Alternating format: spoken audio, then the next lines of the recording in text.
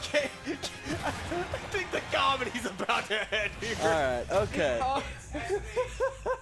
All right, we're getting into it. I got too many laughs in me, my goodness. And we're going into losers finals between Wizard Guy, the Pikachu, and Katakiri, who's the ever so deadly meat gunner, and Wizard Guy. Oh no! Oh, he had a really nice opening too. Oh no!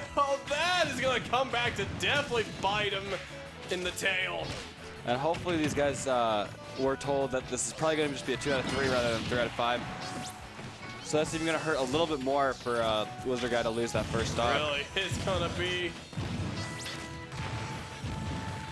Yeah, you never want to SD, especially against Katakiri, and being one of the best, and he needed that good start. And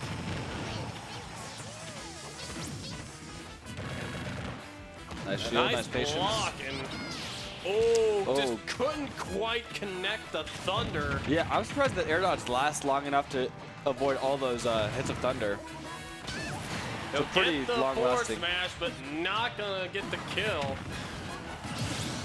That will get the kill. I'm not sure if that's bad DI or just maybe just couldn't DI correctly. It seemed a little early, yeah. Katakiri just relentless with this damage. And Wizard Guy is just having some troubles getting his footing. Well, there he is back on the platform, and now we're gonna see what he can do at 133% on his second stock. And he's been pretty good about getting around the grenades for the edge guard. A lot of the other players that Katakiri's played have died by the edge, just getting hit by those random grenades. But Wizard Guy's recovery's been looking pretty good. The only time he's died is when he killed himself. Forward smash will do it at like 140, 150, but still lived a pretty good long life. Yeah, but now he needs to play a lot of catch-up. My goodness, this projectile game has been ever so deadly, and it's been this way all night. Yeah, Wizard Guy definitely, Pikachu's like tinier frame I think is helping out a little bit. His short hop's a good height to get over some of those missiles if they're grounded. So he's doing a pretty good job of actually avoiding a lot of it. And nice job avoiding those to get himself a forward smash in. And now he is doing some aerial damage right now. Yeah, might be able to get a good punish. And gets the sweet spot. Needs one more strong hit, might try to get down there or a back air off the there's stage. that stage spike, and he just caught this up pretty quickly. But he is at 76%. Now, time for the Wizard Guy special, and Katakiri's saying, I'm having none of that special right now. Yeah, he got 1 or 2 nairs off, but not too much damage. Oh, up being into a missile. Not a good trade-off there. Gonna try to go under. And being creative on that recovery there, and now dishing out a little more damage. Oh, and he gets grabbed, and up to 141%. That's Wizard Guy. He's got no more room for error. Yeah, but here he's slowly but surely adding in some damage. Oh my! Absorbs all of the thunder, and look at how much damage he's healed up. Yeah, that was actually a lot of healing. Usually it's not that significant. It's like, 3 or 5% or something, but that looked like 10 or more, which is kind of significant at these like low mid percents. But he's catching up the damage. But that's not gonna matter. And you could flash back to like the beginning of this game, and you can tell that was probably the biggest difference. I'm gonna make sure they know that's 2 out of 3. So this losers finals, due to it being so late, since it's 12-14, this will be a 2 out of 3, just so we can all go home and get some rest.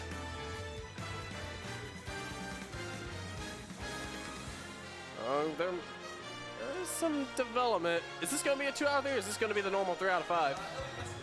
All right, I'll still do some commentary. I don't usually go to bed till 2:30 in the morning. Yeah, so I think Anthony gave him the choice. Katakiri does slightly prefer a longer set, so he would like 3 out of 5. So we're gonna give it to him. It'll be fairly late, but Yeah, I wonder if it's going to be 3 out of 5 for Katakiri versus, or whoever wins this versus Carl. I think Adam was saying with the Wizard Guy special, probably just the Nair links. Nair into like up tilt, back into Nair. We don't see that as much with the best Pikachu in the world, Esam. But enough about talking about Esam. Let's get right on to match 2 out of a possible 5. So a better start for Wizard Guy. Decent combos, yeah, doing the Nairs and up tilts. Getting some down throws in there as well. Be careful there. You don't want to have another early SD, which could be the big potential coster of the match, like what happened in Game 1. Trading off his neutral B with the missiles. Ooh, and bullseye right there, and to put Wizard Guy at 74%. But here comes, he is not going for that Thunder again. He saw what happened the last game. Look how much that Katakiri can heal up with absorbing all of that Thunder, as what BUI said. It healed him for a lot. Yeah. He also is doing some, it was a little while ago, but he's fairing Katakiri a decent amount, and Katakiri was holding in really hard.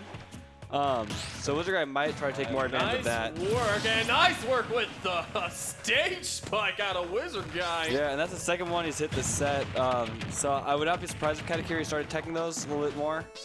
Although probably in his defense, he probably had very, very, very, very little time to react and get the tech. Yeah, I mean, Pikachu's back there takes a little while to actually like send out. But yeah, I mean, it's obviously really hard. You're focusing on a lot of different things in these high stress situations. But now Wizard Guy is doing.